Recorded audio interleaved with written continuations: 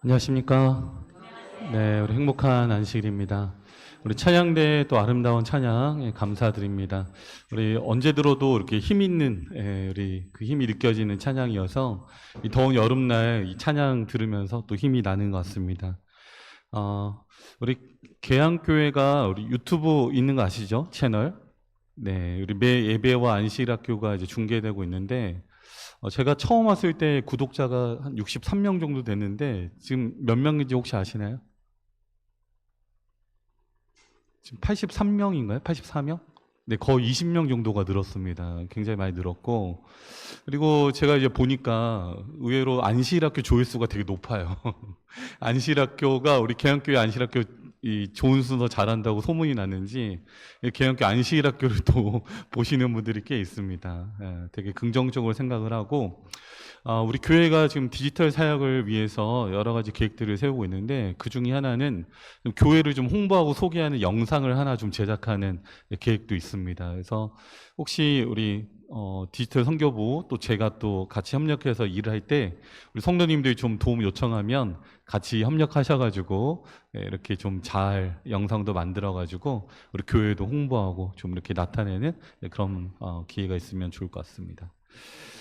우리 교회를 홍보하고 나타내는 거 정말 중요한 것 같습니다. 특별히 하나님의 복음 사업을 우리가 전달하면서 우리가 속해 있는 교회 공동체를 우리가 높이고 또 칭찬하고 또 잘 나타내는 거 정말 중요한 일 같습니다. 그래서 우리 성도님들이 먼저 성도님들의 삶에서 좀 행복하시면 좋을 것 같고요. 왜 행복하냐고 물어보면 자신 있게 나는 교회 다녀서 행복하다라고 말할 수 있는 우리 계양교회 성도님들이 되었으면 정말 좋겠습니다. 그리고 안시학교 때 우리 배웠지만 정말 아다르고 어다르다고 좋은 우리 친절한 표현들을 통해서 우리 그리스도인다운 또 예절과 또 언어 사용으로 주변에 있는 사람들을 기쁘게 하는 우리 성도들 되기를 간절히 바랍니다. 자, 오늘은 식탁 시리즈 세 번째인데요.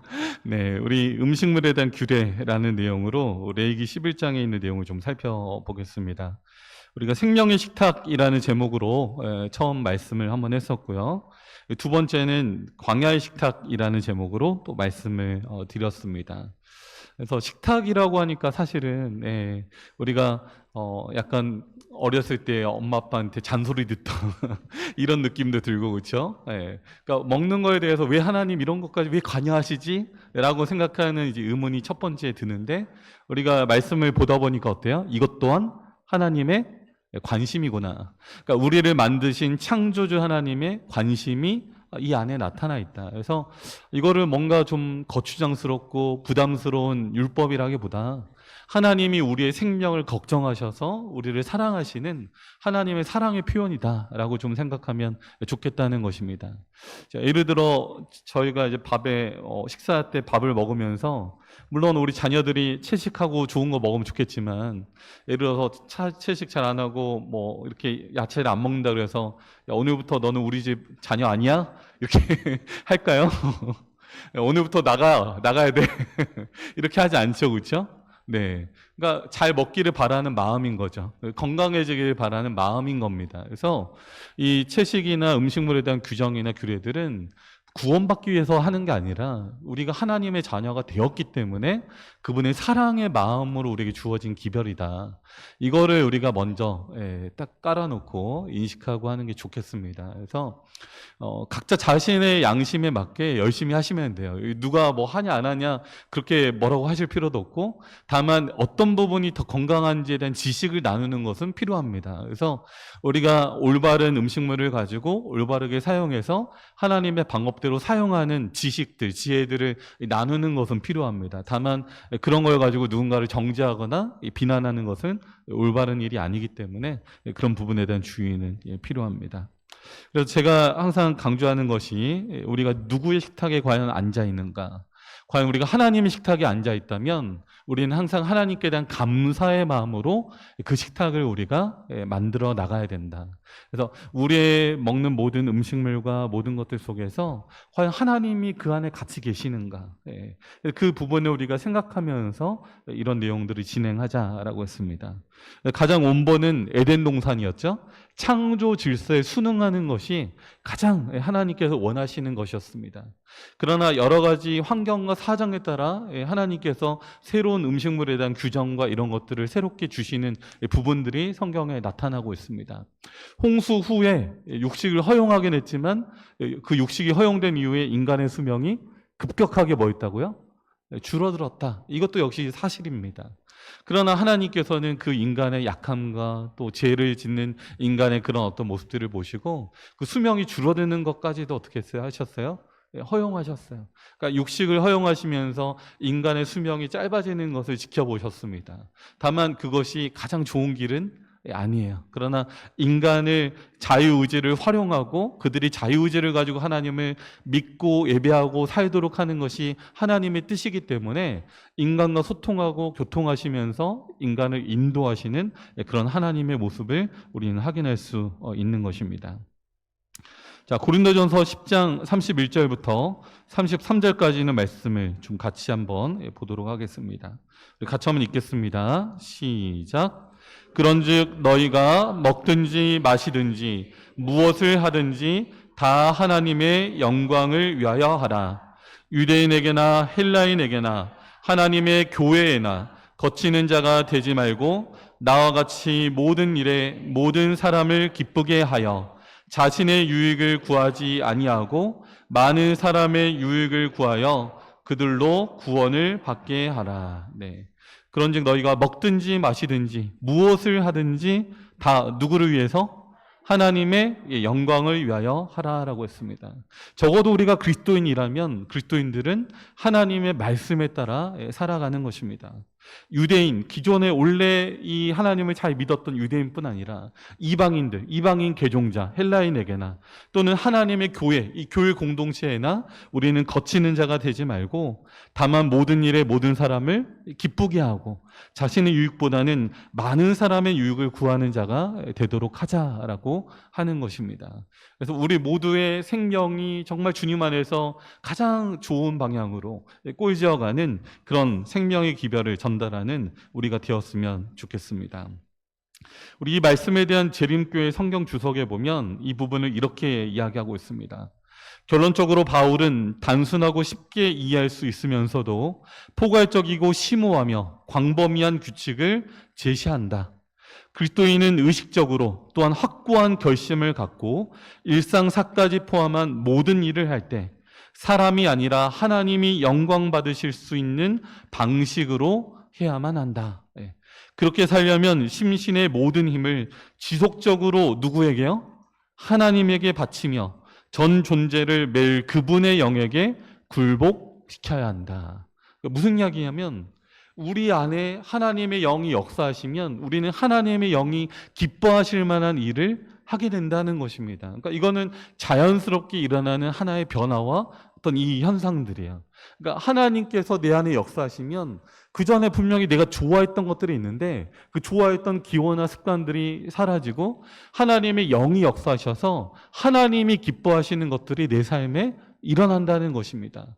과거에 내 삶을 꼴지었던 수많은 부정적인 습관들과 탐닉과 탐욕들이 사라지고 하나님께서 내 안에 들어오셔서 하나님의 창조 질서, 특히 절제하는 삶에 대한 기별이 우리 안에 들어온다는 것입니다. 그 절제는 우리의 자유를 제한하는 것이 아니라 오히려 우리의 자유를 하나님께 두어서 하나님이 기뻐하실 만한 일을 하게 되는 새로운 질서를 우리에게 만들어 준다는 것입니다. 우리 고린도전서 10장의 이 말씀은 일반적으로 원래는 우상 숭배에 드렸던 음식에 대한 이야기를 하면서 사용되었던 말씀입니다. 그럼에도 불구하고 이 음식물에 대한 규정과 일상의 여러 가지 부분에도 적용할 수 있는 말씀이기도 합니다. 우리 재림교회 성경주석 우리 이 부분에 이렇게 이야기하고 있습니다. 먹든지 마시든지 이 공고는 우선 우상 숭배와 관련해서 먹고 마시는 문제에 적용되지만 모든 종류의 음식과 음료에 보편적으로 적용되기도 한다. 사람에게는 선택 능력이 주어져 있지만 그리스도인은 언제나 하나님이 인정하시는 방법으로 선택권을 뭐한다? 활용할 것이다. 내가 할 수 있는 자유가 있어요. 마음껏 할 수 있는 자유가 있습니다. 우리가 이제 오늘 머리기 11장 보면 뭐 음식물에 대한 여러 규정이 있지만 우리 그리스도인이라면 술이나 담배 같은 여러 가지 것들도 포함이 돼요. 그러니까 인간이 먹고 섭취하고 사용하는 모든 것들이 여기 다 관련이 됩니다. 그래서 먹든지 마시든지라고 하는 이 부분에는 우리가 사용하는 모든 것들, 이런 약물이나 이런 것들도 다 포함이 되는 것입니다. 예. 여기 보면 음식과 음료는 건강을 유지하는 데 중요한 요소들이다. 인류를 괴롭히는 많은 질병은 잘못된 식생활에 기인한다라고 되어 있습니다. 그래서 우리가 하나님의 방법대로 하나님의 뜻대로 하는 것은 우리 자신을 가장 잘 지킬 수 있는 방법이면서 하나님과 하나 되는, 하나님과 연결되는 가장 좋은 통로가 된다는 것입니다. 그래서 이것을 우리는 꼭 기억하시면 좋을 것 같습니다. 자, 우리 성도님들 앞에 사진 보시면 이분 누구신지 혹시 아십니까? 네, 앞에 사진에 나와 있는 분 인상이 좋은가요, 나쁜가요? 약간 범죄자 같이 생겼죠, 그렇죠? 예, 지금 좀 오래되긴 했지만 2000년대 초반에 유영철만큼이나 상당히 많은 사람을 죽였던 연쇄살인마 정남규라고 하는 사람입니다. 그렇죠? 정남규가 맨 처음 한 범행이 부천에서 시작했어요. 부천. 네. 경기도와 서울을 오가면서 여러 건의 살인을 이제 저질렀는데 2004년 1월에 경기도 부천의 한 놀이터에서 어린이 2명이 사라졌어요. 근데 이 아이들이 16일 뒤에 야산에서 숨진 채 발견됐습니다. 그때 이제 나중에 이 시신을 부검을 해보니까 아이들을 질식시켜가지고 죽인 것으로 판명이 됐어요. 이 사건이 바로 수도권 근처에서 일어난 여러 건의 연쇄 살인의 맨 처음 시작이 된 범행이었어요. 근데 이 정남규는 주로 약한 사람들, 어린아이나 여자나 노인이나 주로 자기가 쉽게 제압할 수 있는 사람들을 대상으로 했고, 그리고 뭐 밤에 몰래 가택에 침입해서 사람들을 해코지 하기도 하고, 또 비 오는 날 우산을 쓰고 걸어가는데 사람을 잡고 뒤돌아서는 순간 칼로 찔러서 범행을 하기도 하고, 그래서 수많은 사람들이 자신들의 일상을 잘 살아가지 못하게 만들었던 그런 범인이 바로 정남규라고 하는 사람입니다. 이 사람의 목표는 연쇄살인마 유영철보다 더 많은 사람을 죽이는 거였어요. 이 사람의 이 목표였습니다. 그리고 이 프로파일러들이 이 사람을 조사해 보니까 이 사람은 살인 중독이에요. 살인 중독. 살인하면서 뭔가 쾌감을 느끼고 성취감을 느끼고 뭔가 자기가 살아가는 어떤 이런 동기를 거기서 찾는 사람이었습니다. 그래서 이 사람은 살인을 끊을 수가 없어요. 그러니까 연쇄살인마고 어느 정도 이제 범죄가 계속 진행되면서 자신을 향한 수사망이 조여옴에도 불구하고 그 범죄를 멈출 수 없는 그 사람이 바로 정남규였습니다. 근데 제가 이 정남규에 대한 기사를 읽다가 굉장히 제 마음가운데 깜짝 놀랐던 기사가 하나 있어요. 그게 어떤 기사였냐면 여기 보면 이렇게 되어 있습니다. 살인 즐기려면 어떻게 해야 된다? 건강해야 된다. 여러분 이거 이해되십니까? 정남규 연쇄 살인범이 하루에 10km씩 뛰었습니다. 살인을 잘하기 위해 자기 체력을 키워가지고 살인을 보다 잘하고 도망갈 때 잘 도망가려고 했어요. 그리고 음식도 가려 먹었습니다. 건강식을 했어요. 근데 그 모든 일의 목적이 뭐였다고요?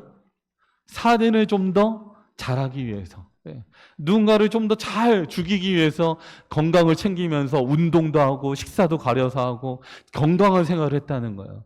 여러분 이거 보면서 이해가 가십니까? 도무지 이해가 안 가죠, 그렇죠? 네, 마찬가지입니다. 네, 마찬가지야. 그리스도인들의 채식과 식생활, 음식물에 대한 규례도 마찬가지예요. 여러분, 우리의 건강의 목적이 올바르게 형성이 돼야 돼요. 제가 누누이 계속해서 강조하는 것이 그런 것입니다. 우리 그리스도인들의 건강의 목적은 단순히 내가 건강해서 잘 살기 위한 것이 아니라는 거예요. 하나님께서 우리를 향한 그분의 뜻을 이해하고 하나님과 함께 동행하는 삶을 살기 위해서 우리는 이 모든 규정들을 우리가 준수한다는 것입니다. 만약 도덕적이고 품성에 관한 것들이 빠져버린다면, 다른 사람을 배려하고 용서하고 이해하는 품성에 대한 부분이 사라져버린다면 이 식생활에 관한 규정들은 이 연쇄살인범하고 별로 다를 게 없어요.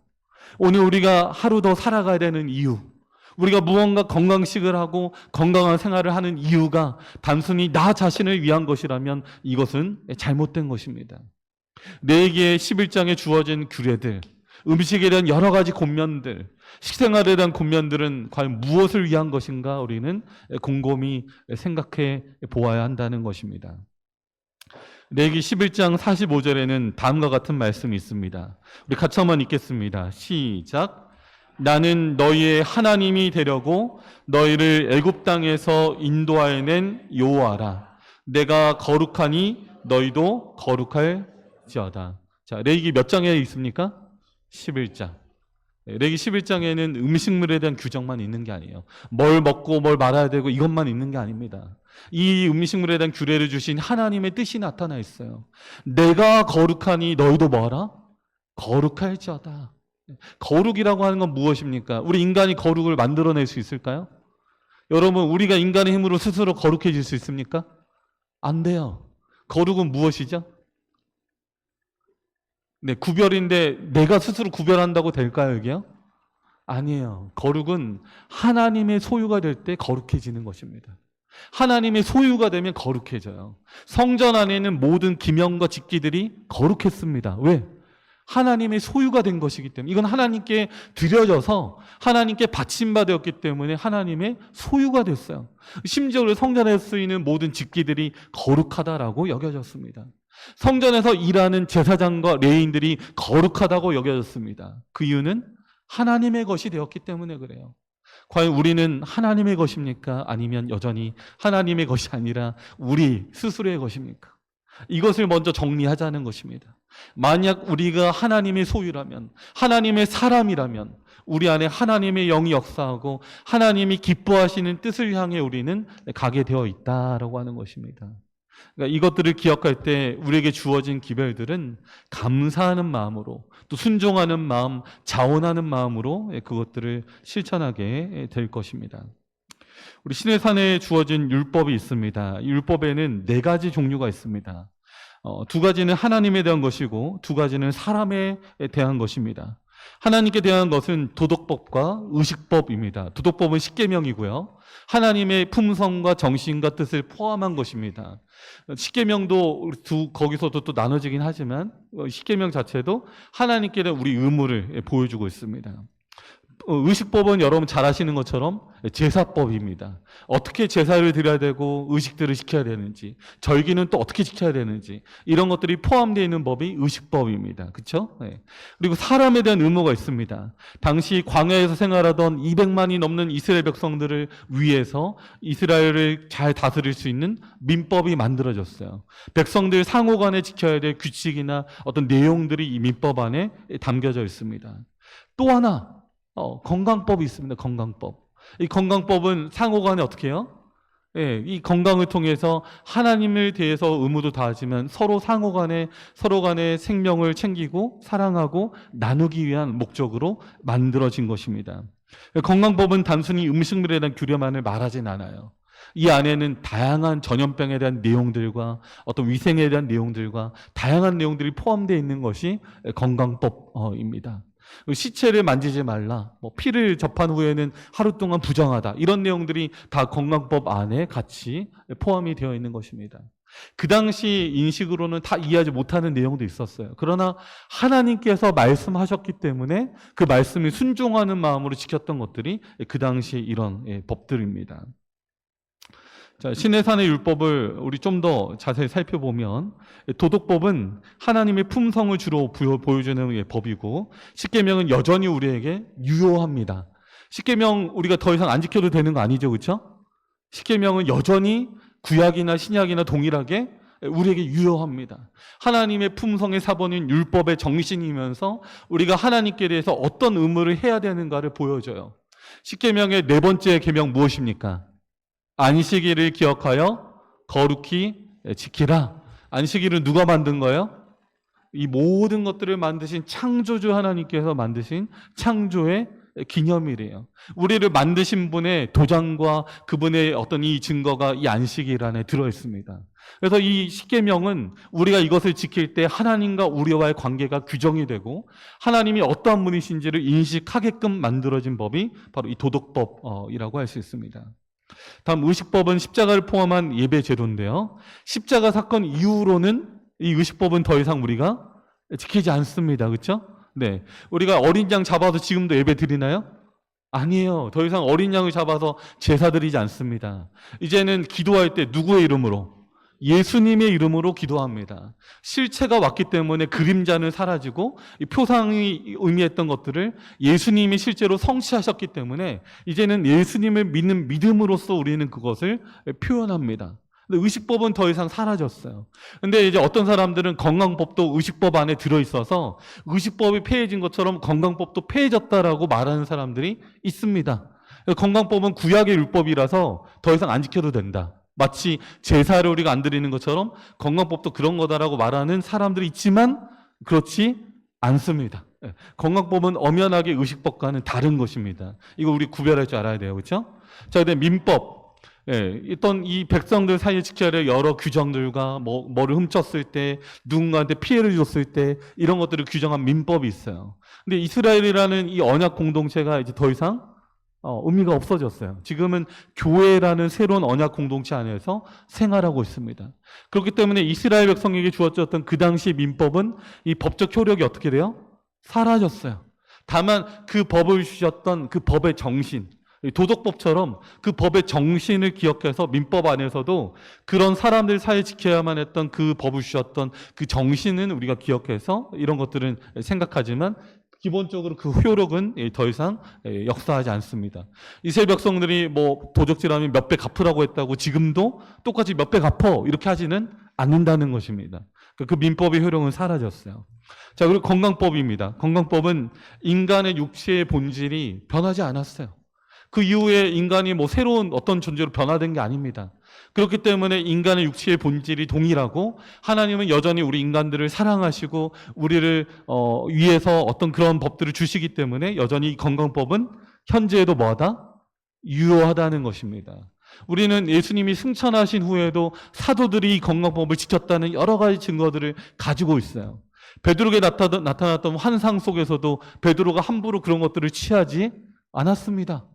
그리스도교가 탄생한 순간에도 여전히 사도들은 이 건강법을 준수하고 있었어요. 그렇기 때문에 우리는 그 법이 여전히 우리에게 효력을 미치고 있다고 우리는 그렇게 믿어야 한다는 것입니다. 자, 이 네 가지 법에 대해 좀 설명을 드렸고요. 우리 레위기 11장을 좀 살펴보겠습니다. 자, 레위기 11장에 보면 우리 읽어보신 분들은 알겠지만 정결한 짐승과 부정한 짐승에 대해서 이야기하고 있습니다. 이 그림으로 좀 이렇게 보이실 것 같은데요. 자, 먹어도 되는 정결한 짐승, 특별히 가축이나 육지 짐승 가운데 먹어도 되는 짐승들이 뭐가 있습니까? 발굽이 어떻게 되고요? 갈라지고 되새김질하는 짐승, 대표적으로 소나 양이나 염소나 사슴. 자, 근데 먹으면 안 되는 부정한 짐승이 있습니다. 어떤 게 있죠? 낙타, 토끼, 돼지, 그다음 바위너구리. 성경에는 사반이라고 되어 있는데 사반이 이제 바위오소리 또는 바위너구리라고 여겨지는 중동 지방의 어떤 이 짐승이라고 일반적으로 생각을 하고 있습니다. 그래서 기본적인 규정은 이래요. 예. 우리가 대표적으로 알고 있는 이런 부분들입니다. 자, 그리고 이제 물고기 같은 경우는 어떻게 되죠? 물에서 사는 것은 뭐와 뭐가 있어야 돼요? 지느러미와 비늘이 있어야 합니다. 자, 지금 육지의 짐승하고 물고기하고 주어진 규정이 다릅니다. 그렇죠? 네. 자, 물고기는 지느러미와 비늘이 둘 다 있어야 돼요. 대표적인 게 참치, 연어, 잉어, 고등어 이런 것들은 먹어도 된다고 이제 돼 있고요. 다만 지느러미나 비늘이 없는 것들은 먹을 수 없습니다. 네네. 뭐 여러 가지 있죠. 맥이나 장어나 상어나 문어 이런 것들 아래쪽에 지금 사진으로 되어 있는 부분들 좀 참고하시면 될 것 같습니다. 자, 그리고 뭐 짐승들 중에서도 발굽은 갈라졌지만 되새김질 하지 않는 짐승도 있습니다. 말이나 나귀, 노새나 코끼리 같은 이런 것들도 먹지 말라고 이야기했고요. 자, 그 다음에 곤충들도 이제 규정이 있습니다. 곤충들은 땅에서 기어다니는 것 중에 다리가 많고 뒷다리로 뛰는 곤충들은 먹어도 된다고 했어요. 대표적으로 아예 몇 가지를 지정해 주셨습니다. 메뚜기나 여기 섬소구 메뚜기, 그다음에 엿이나 귀뚜라미 이런 종류들은 먹어도 된다고 말씀하셨어요. 근데 이런 것들을 제외하고 대부분의 곤충들은 먹으면 안 됩니다. 예. 그러니까 뒷다리로 뛰면서 다리가 많은 곤충들은 먹어도 된다고 이렇게 이야기를 해주셨어요. 그러니까 이런 어떤 규정들이 상당히 레위기 11장에 보면 세세하게 소개가 되어 있습니다. 자, 다음 우리 새나 파충류, 기타 부정한 것들이 있는데 새에 대해서는 우리 육지짐승하고 동일한 규정일까요, 아닐까요? 아까 육지짐승은 대세김질하고 굽이 갈라져야 된다 그랬는데 그게 새한테 적용이 될까 안 될까요? 안 됩니다. 새는 따로 있어요. 새는 대표적으로 아예 한 20가지 정도 안 되는 종류들을 딱 짚어주셨어요. 이런 것들은 먹으면 안 된다라고 20종류 정도를 짚어주셨습니다. 다만 그 새의 명칭이 현대에 쓰고 있는 학술의 어떤 이 새 명칭하고 똑같진 않아요. 그 당시 아마 이스라엘 백성들이 불렀던 또는 중동 사람들이 불렀던 명칭으로 되어 있기 때문에 현재 새의 명칭하고 똑같이 연결시키기는 어렵지만 이제 많은 신학자들 연구해 보니까 이런 새들이라고 연구되고 있습니다. 독수리, 수염수리, 솔개, 매 이런 맹금류들 또는 까마귀, 올빼미, 시체를 뜯어먹거나 야행성이거나 다른 것들을 사냥하는 주로 새들이죠. 갈매기, 가마우지, 부엉이, 황새, 외가리, 박쥐 이런 게 있는데 이제 박쥐가 포함된 게 좀 신기하긴 합니다. 그렇죠?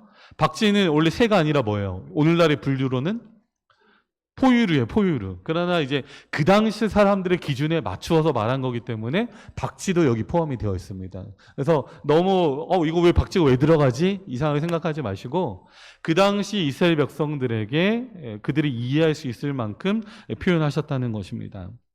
자, 새에 대한 것들은 여기 이제 보다 구체적으로 보면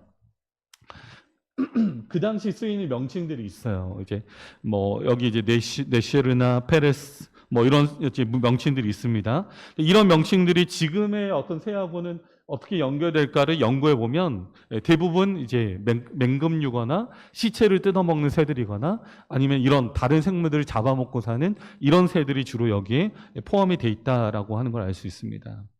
이제 성경에는 사다새라고 돼 있는데 우리 현대 이제 표현으로는 펠리컨. 약간 이 부리가 약간 이렇게 돼 있는 새 이런 것들도 포함돼서 이야기하고 있습니다.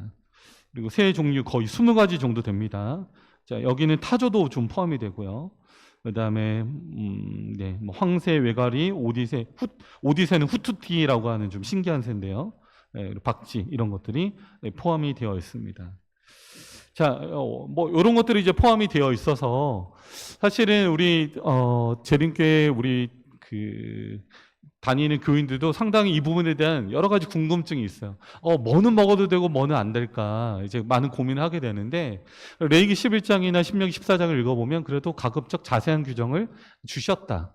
근데 이 모든 규정들이 어찌됐든 그 당시에 이스라엘 백성들을 위한 기준으로 주어지다 보니까 현대에는 그 당시보다 또 새의 종류가 다를 수 있어요. 그죠? 그리고 뭔가 어떤 육지 짐승이나 이런 것들이 환경이 바뀌기도 했습니다.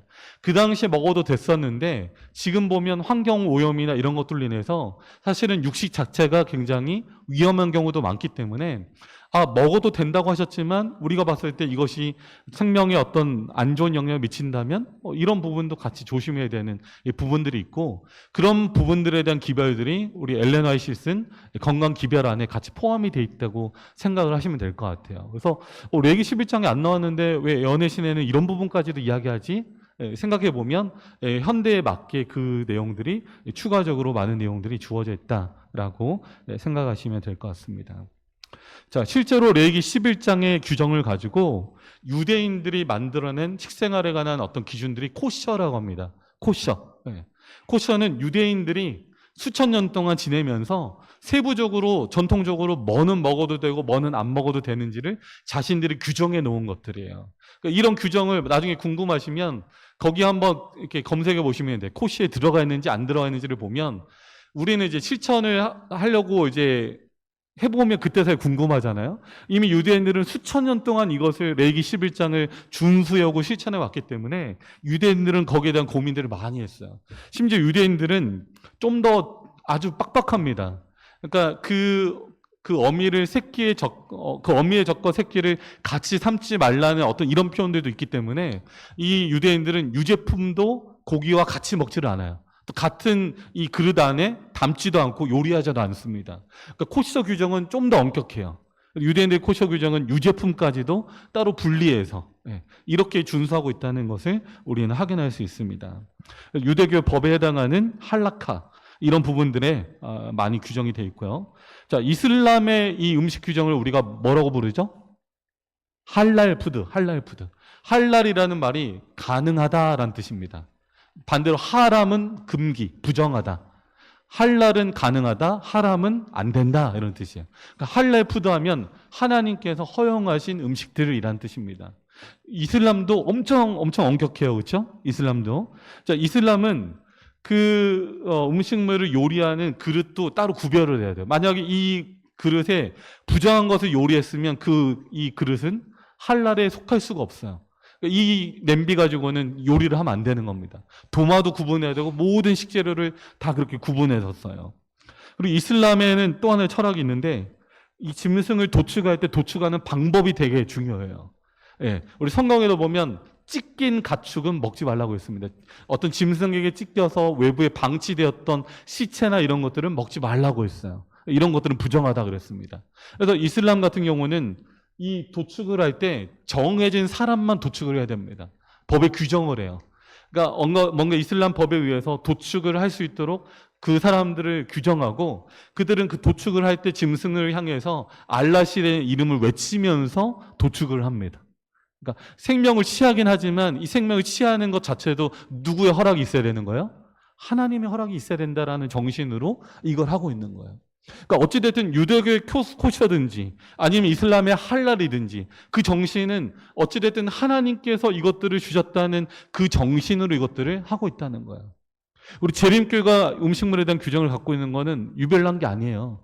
예, 유대교든 이슬람교든 하나님의 말씀을 그대로 순종하고자 하는 사람들은 하나님의 뜻을 이해하면서 비록 생명을 취할지라도 이 생명을 취하는 것이 하나님께 대한 이 사랑과 헌신의 자세로 어떻게 해요?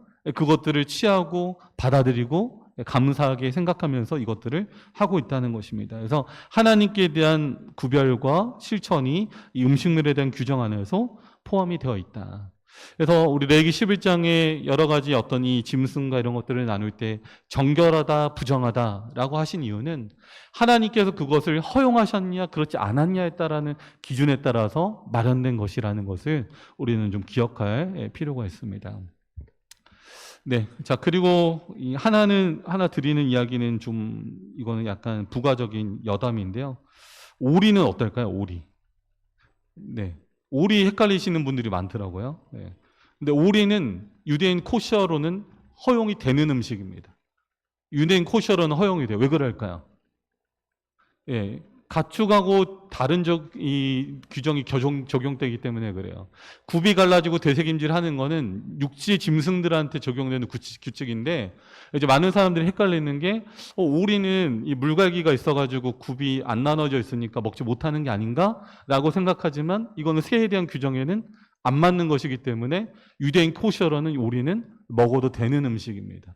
근데 이게 이제 잘 우리가 헷갈리는 부분 중에 하나이죠. 그래서 오리나 거이나 닭이나 칠면조 이런 것들은 대표적으로 유대인들이 전통적인 코셔에서 가금류로 먹어도 되는 어떤 이 음식으로 인정하는 경우가 많다는 것입니다.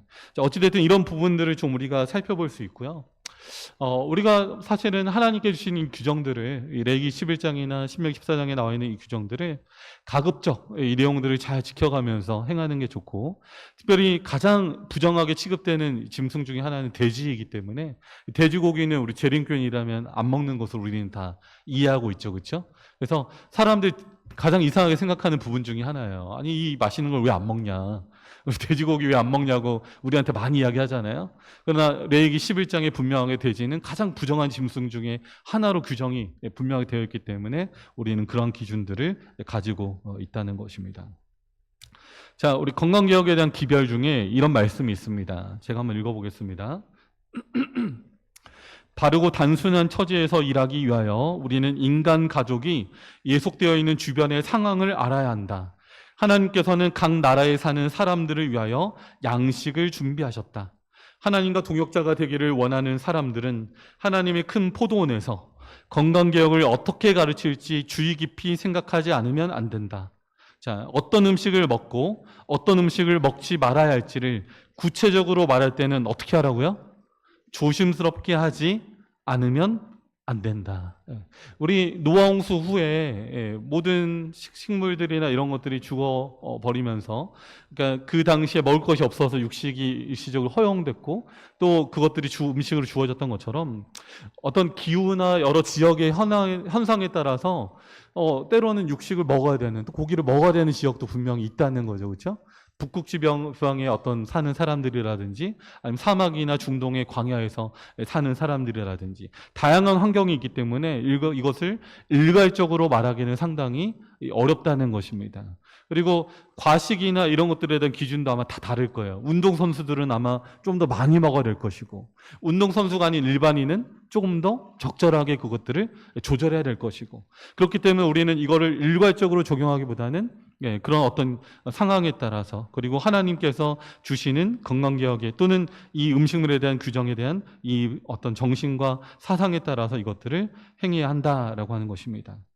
여기 밑에 보면 하나님께서 구원하시고자 하는 무리에게 자비의 기별을 제시함에 있어서 인간 기별자는 거룩하신 조력자와 뭐 해야 된다? 연합해야 한다. 네. 그래서 우리가 충분히 할 수 있는데 안 하는 것들에 대한 핑계를 대는 것은 당연히 안 되는 것이고요. 그러나 다만 어떤 환경에 따라서 그렇게 할 수밖에 없는 사람들에 대해서 우리가 너무 비난과 그런 것들을 던지는 것은 역시 부적절하다라고 하는 것입니다. 역시 식생활에 관한 권면에 있는 내용입니다. 그대의 식사 습관을 점검하라. 그 원인에서 결과까지 연구하되 무지하게 건강개혁을 방해하는 길을 추구하여 건강개혁에 대해 거짓 증거를 하지 않도록 하라. 이게 무슨 이야기냐면, 이제 식사 습관을 점검하고 잘 해나가는 게 필요한데 반대로 너무 아무것도 안 먹는 습관, 이것도 안 되고 저것도 안 되니까 거의 정말 안 먹는 이런 습관들도 굉장히 또 위험하고, 너무 맛없게 먹는 습관도 위험하다는 것입니다.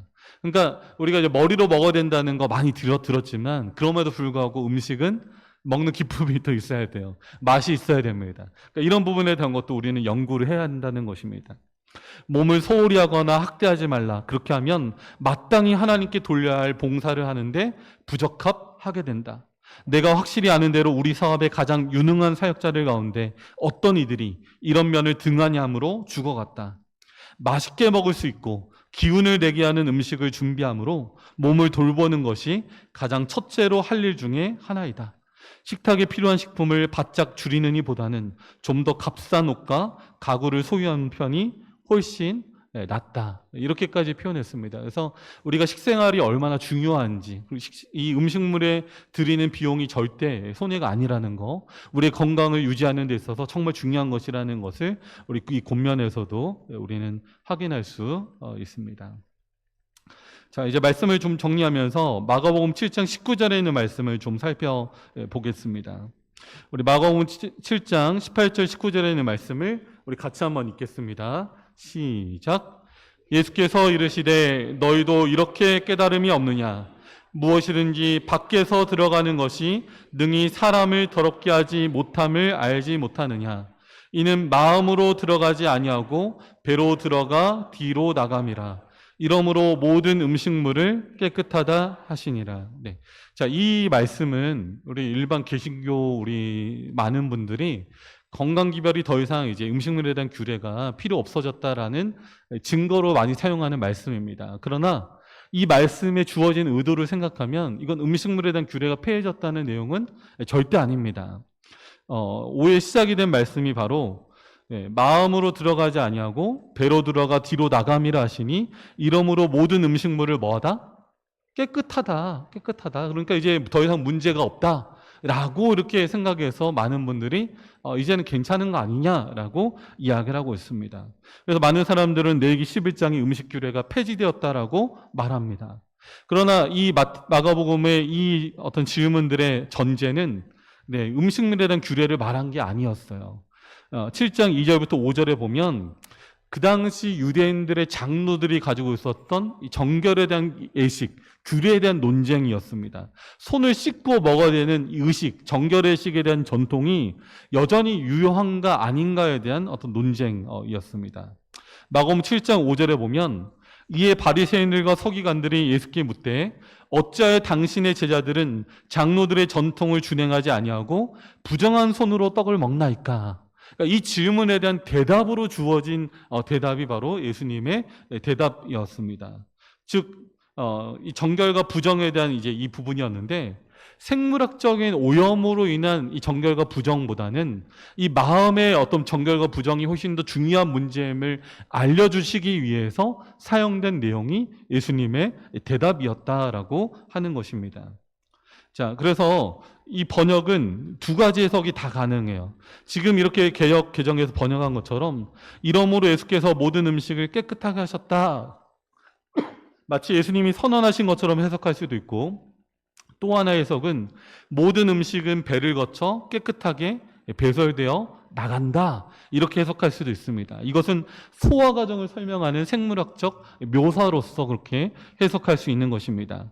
우리 재림교회는 손 씻기, 이 정결의식에 대한 논쟁이라는 부분의 문맥을 생각해 볼 때 이 두 번째 해석이 보다 타당하다고 이해하고 있는 것입니다.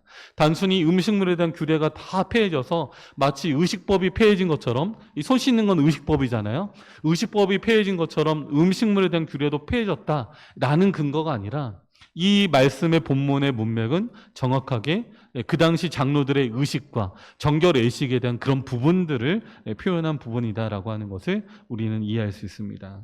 만약 이것이 폐해졌다면 그 이후에 사도행전 10장에 사도 베드로가 이 환상을 보면서 주님, 저는 이걸 먹어보지도 않았고 속되고 깨끗한 것은 저는 결코 먹지 않았습니다라고 그렇게 이야기하지는 않았을 거라는 것입니다. 여전히 베드로 사도는 음식물에 대한 규례를 준수하고 있었습니다.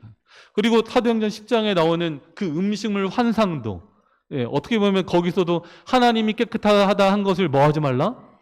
부정되다고 하지 말라. 그 이야기는 누구를 가리켜 한 말이었죠? 베드로를 찾아온 이방인을 향해서 한 이야기였습니다. 그래서 우리는 이 음식물에 대한 규례가 아니라 그 본문의 말씀의 문맥을 생각해 볼 때 아까 읽었던 마가복음도 마찬가지고 이 사도행전 10장에 있는 내용들도 음식물에 대한 규례를 이야기한 것은 아님을 우리는 명확하게 이해할 수 있는 것입니다. 그래서 사도 베드로도 그래서 이게 무엇을 뜻하는지 알았어요. 지금 내가 음식물에 대한 규례를 말하는 게 아니라 똑같은 환상을 3번 보여주심으로 이방인에 대한 편견과 환상을 가지고 있었던 그 베드로의 생각을 고쳐주시기 위해서 주어진 환상이구나라는 부분을 베드로는 정확히 이해했다고 하는 것입니다. 그래서 우리 마가복음 7장이나 사도행전 10장을 바탕으로 누군가가 구약의 음식물에 대한 규례 폐해진 거 아니야? 라고 이렇게 이야기한다면 우리는 그 부분들을 좀 명확하게 좀 설명해 줄 필요도 있겠습니다. 자, 그리고 성경은 조화롭게 이것들을 이야기하고 있습니다. 레위기 11장에 기준을 주셨고 마가복음 7장에도 이것이 어떤 음식물에 대한 규례가 아닌 것도 우리는 확인할 수 있습니다. 또 사도행전 10장에서 선교를 위해서 이방인에 대한 편견을 깨는 이 부분이지 결단코 건강법이나 음식물에 대한 규례를 폐지한 게 아님도 우리는 이해할 수 있는 것입니다. 그래서 이 3가지 이 부분들이 상충되지 않고 조화롭게 우리에게 주어진 기별임을 우리는 확인하면서 이 말씀들을 지켜나가는 우리 모두가 되었으면 좋겠습니다. 그래서 이 모든 음식물에 대한 규례들은 하나님께서 사랑으로 주셨음을 생각하고 하나님의 영이 우리 안에 역사할 때 성령의 지시하심을 따라서 하나님의 말씀을 준수하는 우리 모든 성도님들 되기를 바라면서 오늘 말씀을 마치겠습니다.